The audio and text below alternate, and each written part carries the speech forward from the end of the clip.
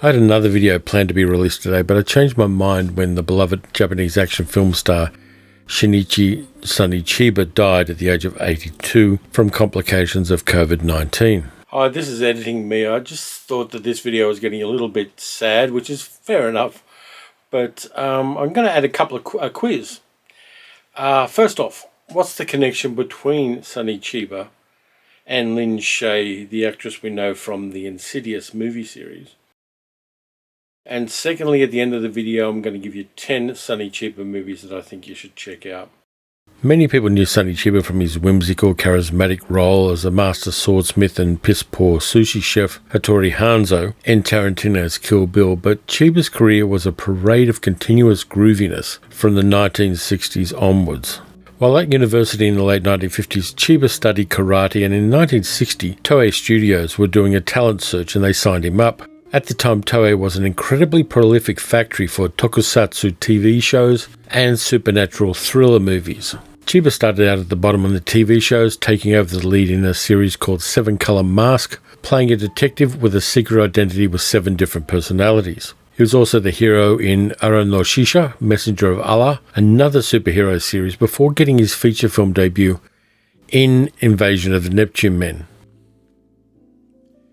This was followed up by Kinji Fukasaku's first movie, Drifting Detective, Tragedy in the Red Valley. In the same year, 1961, he appeared in another Kinji Fukasaku movie, the wonderfully weirdly titled Vigilante in the Funky Hat, the 2 million yen Arm. Throughout the 1960s, Chiba was Toei's go-to leading man for adventure movies.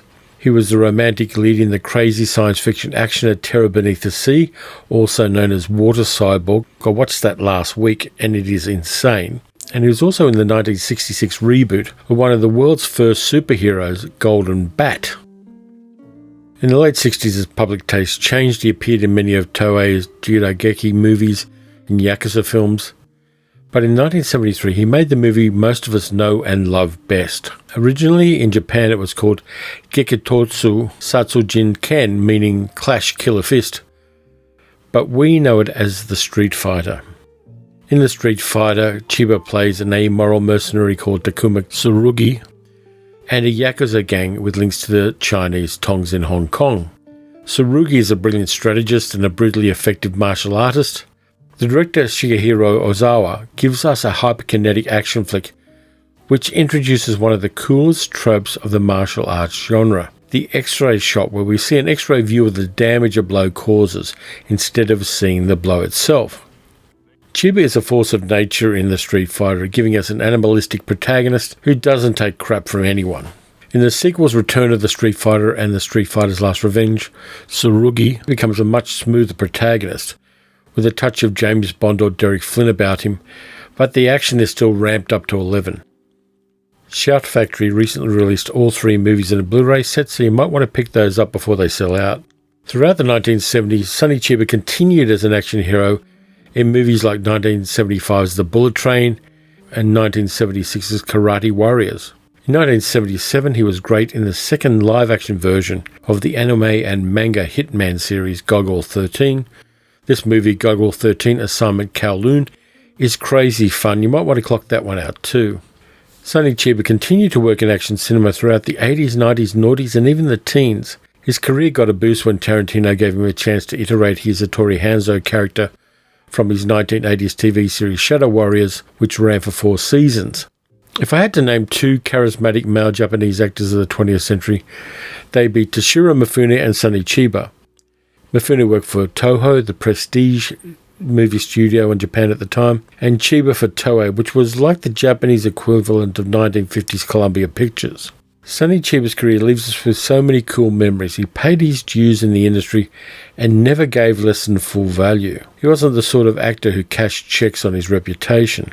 Along with Bruce Lee, he was one of the first Asian actors to achieve international fame based on their martial arts skills.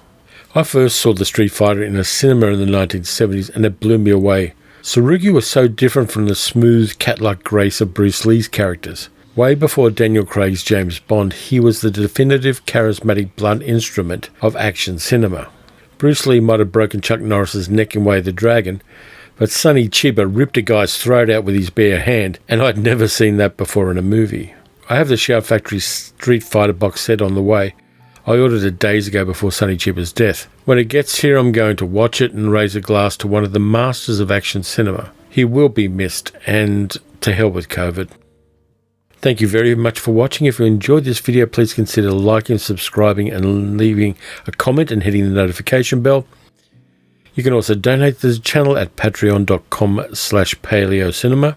So until next time, look after yourselves, wear a mask, watch some good movies, watch some bad movies. Definitely watch a Sonny Chiba movie if you possibly can. And I'll catch you next time. The answer to the question of what's the connection between Sonny Chiba and Lin Shaye? Lin Shaye's brother Bob Shaye was the producer who edited the Street Fighter movies for American distribution. And he's the man who gave Sonny Chiba the name Sonny. So there's a little bit of trivia for you, and on with the 10 Sonny Chiba movies I think you should check out.